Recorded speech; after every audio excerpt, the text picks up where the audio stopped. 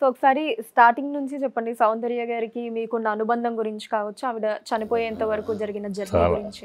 Journey సౌందర్య, నేను యాక్చువల్గా రైతు భారతం సినిమాకి కృష్ణ గారు వాణి విశ్వనాథ్, ఆల్రెడీ వాణి విశ్వనాథ్ కృష్ణ గారి పేరుగా బుక్ చేశారు. దాంట్లో ముగ్గురు అనుకున్నది, కృష్ణ గారు, కృష్ణరాజు, భానుచందర్ అని. ఆ తర్వాత కరెక్ట్గా స్టార్ట్ చేసిన టైంలో స్ట్రైక్ వచ్చింది. స్ట్రైక్ వచ్చి ఒక 6 నెలలు మొత్తం ఆగిపోవాల్సి వచ్చింది సినిమా. ఈ 6 నెలలు ఆగిపోవడంతో కృష్ణరాజు గారు పక్కన అప్పటికి కన్నడంలో ఒక హీరోయిన్ని అప్పుడు బాగా పాపులర్ ఆడు ఆయన పెట్టాను. జయసుధలాగా చక్కగా బాగుంటుంది ఆయన పెట్టాను. జయసుధని పెట్టకపోవడానికి కూడా కారణం ఉంది. సరే ఆ అమ్మాయిని కాదని కన్నడం అమ్మాయిని పెట్టేశారు. ఈ మూడో భానుచందర్ పక్కన హీరోయిన్ కావాలి.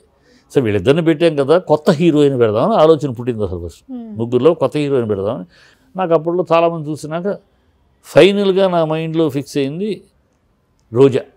ఓకే, అప్పటికి రోజా ఫిక్స్ చేసి పెట్టుకున్న మైండ్లో. వాళ్ళ నాన్నగారితోటి ఆంధ్ర క్లబ్లో ఆయన వస్తూ ఉంటాడు. ఆంధ్ర క్లబ్లో ఆయనతో మాట అప్పటికి రోజా ఏదో ఒక సినిమా చేసిందని చెప్పాడు ఆయన. సరే ఒక సినిమా అది పెద్ద ప్రజల్లో పాపులర్ కాలేదు సినిమాలే, కొత్తగా ఇంట్రడక్షన్గానే ఉంటుంది అని అమ్మాయిని అలా పెట్టుకున్నా. ఈ లోపల ఇంకా అమ్మాయిని అప్రోచ్ అయ్యి కన్ఫర్మ్ చేయాలి. జస్ట్ మా నాన్నగారితో మాట్లాడడం, ఓకే ఆ ఫోటో పెట్టి పెట్టుకున్నాం, మిగతా వాళ్ళు ప్లాన్ చేస్తున్నాం. ఈ లోపల వాళ్ళ నాన్నగారు ఎడిటర్ రామయ్య ఉన్నాడు. అన్నా నువ్వు హీరోయిన్లు ఎదుగుతున్నావు అని తెలిసింది నాకు, ఇక్కడ ఒక పిల్ల ఉంది బాగుంది, నువ్వు రా అన్న, నేరుగా ఫోన్లో కాదు ఫోటోలు కాదు, నువ్వు నేరుగా వచ్చి చూస్తే నువ్వు ఖచ్చితంగా ఇంప్రెస్ అవుతావు అన్నాడు. సరే ఇక నేను నేరుగా బెంగళూరు వెళ్ళాను.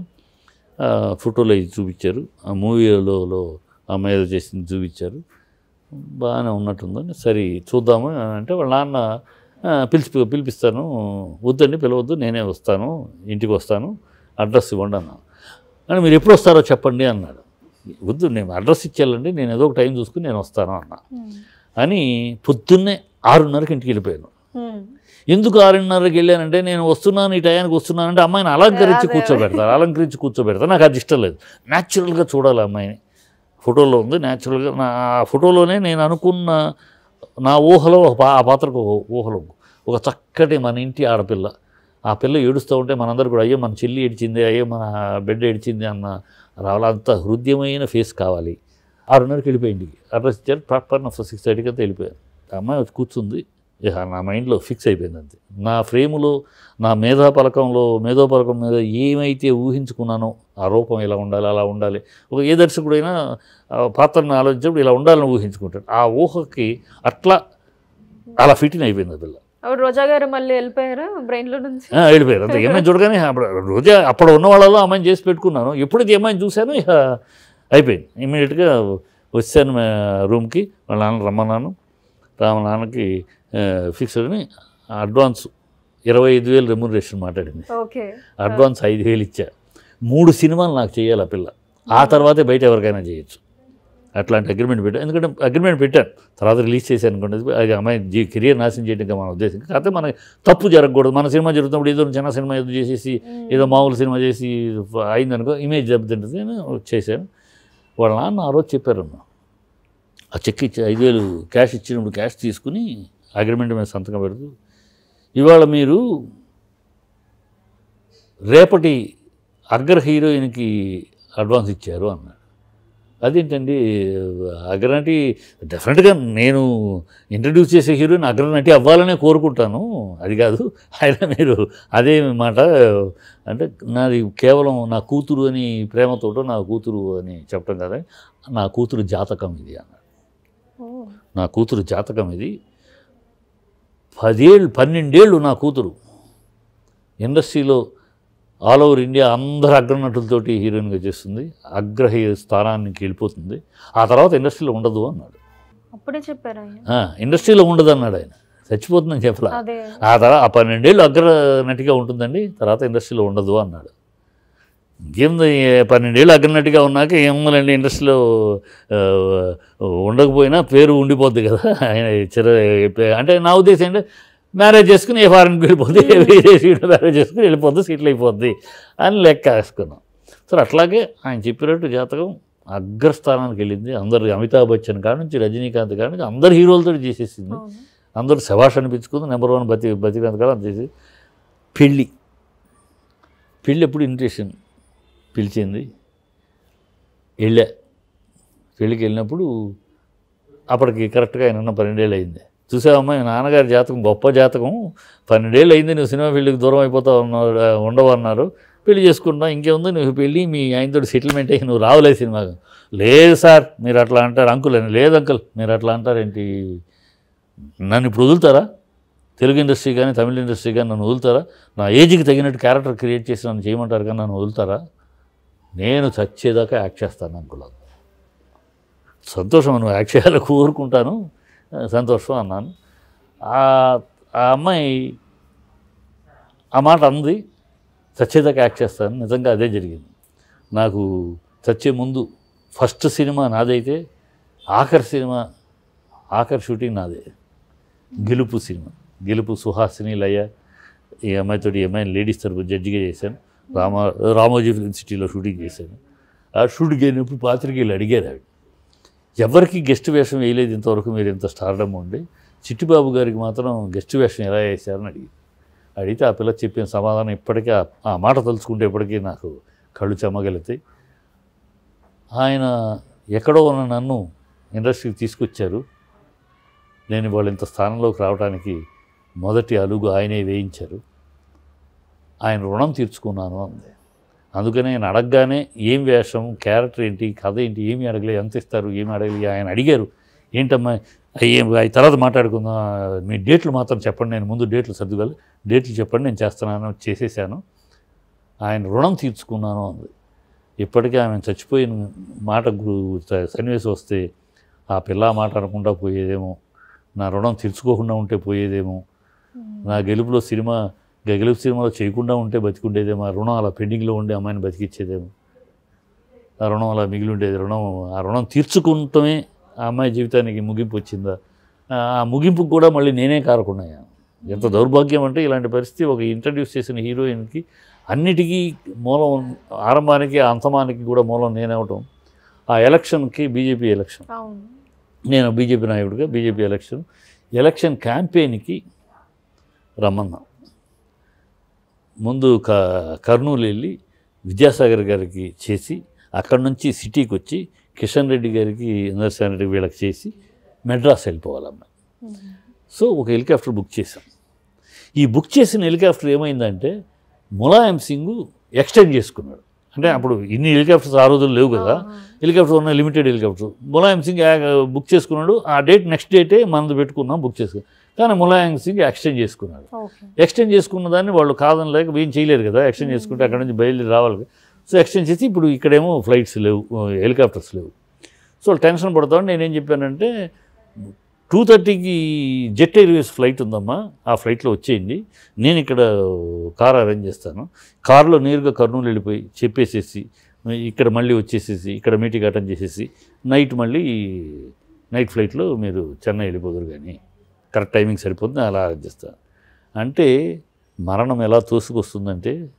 అందుకనే 3 ఉన్నాయి, కళ్యాణం, జననం, మరణం. ఈ 3 సైన్స్ ఎంత డెవలప్ అయినా ఈ 3 ఆయన చేతిలోనే ఉన్నాయి, పైవాడి చేతిలో ఉన్నాయి, 3 మన చేతిలో లేవు.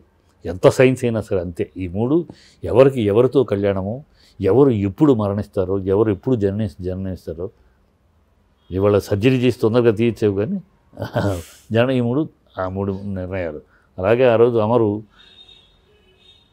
ఏంటి సార్ మీరు ఇట్లా అంటారు, ఫ్లైట్లో రమ్మంటారు, విజయశాంతి హెలికాప్టర్లో తిరిగింది, మీ హీరోయిన్ విజయశాంతి కన్నా తక్కువ, హెలికాప్టర్లు కావాలంటే ఫ్లైట్లో రండి అంత స్ట్రెయిన్ అవ్వమంటారేంటి అని అన్నాడు.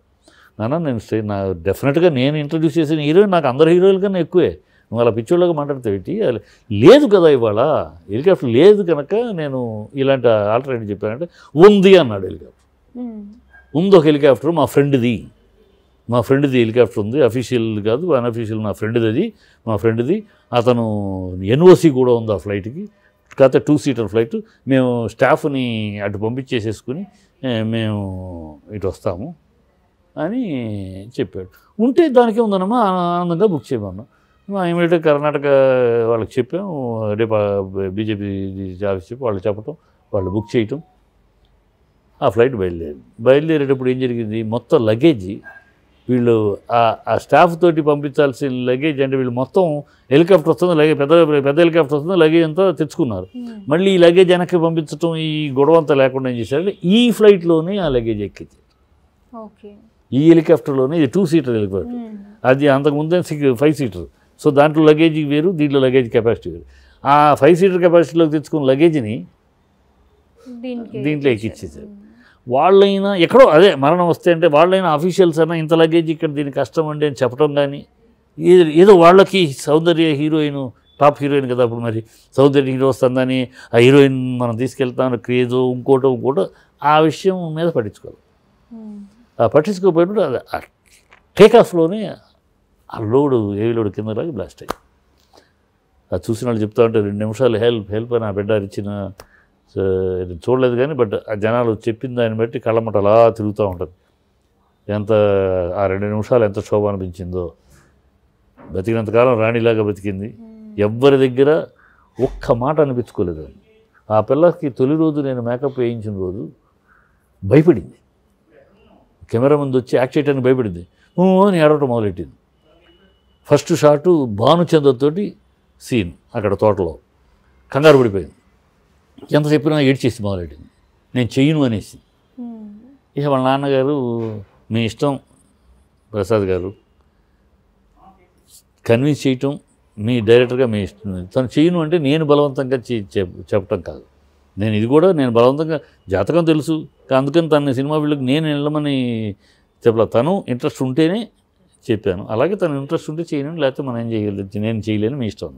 అప్పుడు ఇక నాకు మైండ్ ఆలోచన వచ్చి, ఈ పిల్లని ఎట్లా కాదు, ఈనాళ్ళు చిన్నపిల్లగా హోమ్లీగా ఉన్న పిల్ల ఇలా వచ్చి ఈ జనాలు ఇది కంగారు పడిపోతారు. సో అసలు ఈ సినిమా షూటింగ్ అట్మాస్ఫియర్కి అలవాటు పడాలి అని, అమ్మ నువ్వు హ్యాపీగా రెస్ట్ తీసుకో, 1 వీక్ నీకు షూటింగ్ లేదు అని చెప్పి నా మిస్సెస్ని, నా కొడుకుని, నా కూతుర్ని, ముగ్గురిని అక్కడ తీసుకొచ్చి, అక్కడ గెస్ట్ హౌస్లో సౌందర్య ఒక రూము, ఇంకో రూమ్లో నా ఫ్యామిలీని పెట్టి, మొత్తం ఆ 7 రోజులు ఫ్యామిలీ అట్మాస్ఫియర్, ఫ్యామిలీ అట్లా వాళ్ళు కలుసుకుంటాం, ఆడుకుంటాం, నా కొడుకు దాన్ని దెయ్యం అనటం, సచ్చినాడు అని తిట్టుకుంటాం, ఇట్లా అట్మాస్ఫియర్ ఏర్పడినాక ఆ పిల్లకి ఆ సినిమా షూటింగ్ అట్మాస్ఫియర్ నుంచి హోమ్లీకి వచ్చినాక నెక్స్ట్ చేశారు గ్రాస్పింగ్ పవర్ ఆ పిల్లకి. నెక్స్ట్ షూటింగ్కి వచ్చినాక డ్యాన్స్ రాదు, అలా చూస్తే అలా క్యాచ్ చేసింది, అలా డైలాగ్ మోడ్యులేషన్ చెప్తే ఇలా గ్రాస్పింగ్ పవర్ బ్రహ్మాండంగా చేసేసింది. అప్పుడు ఆ పిల్లకి ఒకటి చెప్పా, అమ్మా నువ్వు ఎక్స్పోజింగ్ జీవితంలో చెయ్యొద్దు, నీ ఫేస్కి ఎక్స్పోజింగ్ పనికిరాదు, నీ ఫేస్కి ఎక్స్పోజింగ్ అనే పనికిరాదు. కొంతమందికి ఎక్స్పోజింగ్ చేస్తేనే అందంగా ఉంటుంది, వాళ్ళు నార్మల్గా ఉండేది దద్దిలాగా ఉంటుంది, కొంతమందికి ఎక్స్పోజ్ చేయకపోతే అందం. నువ్వు ఒక సావిత్రి, వాణిశ్రీ ఈ కేటగిరీలో వచ్చిన ఫేస్, నీ ఫేస్ అందరూ సౌందర్యమ్మ అమ్మ బంగారం అనుకునే, నువ్వు ఏనాడు ఎక్స్పోజ్ చేయొద్దు. కొంతమంది హీరోయిన్లు చేస్తున్నారంటే వాళ్ళ పర్సనాలిటీకి ఎక్స్పోజింగ్ చేస్తేనే, చేయకపోతే వాళ్ళు కాదు. కొన్ని గ్లామర్ వేరు, అందం వేరు. నీది అందం, నీ అందాన్ని ఆ గ్లామర్ వైపు డ్రైవ్ చేయొద్దు. ఎప్పుడు కూడా ఏ డైరెక్టర్ అడిగినా సరే జీవితాంతం నువ్వు ఎక్స్పోజ్ చేయకుండా నిండుగా ఉన్నంతకాలం నిన్ను మా ఇంటి పిల్ల అనుకుంటారు అందరూ అని చెప్పాను. ఆ మాట అక్షరాలా తూచా తప్పకుండా పాటించింది ఆ పిల్ల. ఒక అగ్ర దర్శకుడు సాంగ్లో తనకు అలాంటి డ్రెస్ వేస్తే నేను వేసుకోను, ఫుల్ కవర్ అయితేనే వేసుకుంటాను, ఫుల్ కవర్ చేస్తాను, నా అని కవర్ చేసుకుంటేనే వేసుకుంటాను, సాంగ్లో వేసుకోనని ఖచ్చితంగా చెప్పింది. ఆ పిల్ల మాటకు అంగీకరించి వాళ్ళు ఒప్పుకున్నారు అప్పుడున్న స్టార్. అట్లా ఆ పిల్ల ఒక్కళ్ళతో చెడు మాట అనిపించుకోలేదు, ఒక్కళ్ళతో డిస్టర్బెన్స్, ఏ ప్రొడ్యూసర్ కానీ, ఏ డైరెక్టర్ కానీ, ఏ ప్రొడక్షన్ బాయ్ కానీ, ఏ మేకప్ అసిస్టెంట్ కానీ, ఎవరు కానీ అమ్మో ఆవిడతో పెద్ద టార్చర్ అండి ఏమీ లేదు, అంత కామ్గా జీవితం గడిపింది. అలాంటి పిల్లని ఇండస్ట్రీకి ఇచ్చేందుకు నాకు ఇప్పటికీ గర్వంగా ఉంటుంది. అలాంటి పిల్లని చనిపోయేదానికి కూడా నేను ఒక కారకుడయ్యాను, చనిపోయే ఆ సన్నివేశానికి నేను ఒక అంశం అయ్యానని బాధ ఇప్పటికీ ఉంది. ఇలాంటి ఇంట్రెస్టింగ్ వీడియోస్ కోసం తప్పకుండా మా ఛానల్ని సబ్స్క్రైబ్ చేయండి.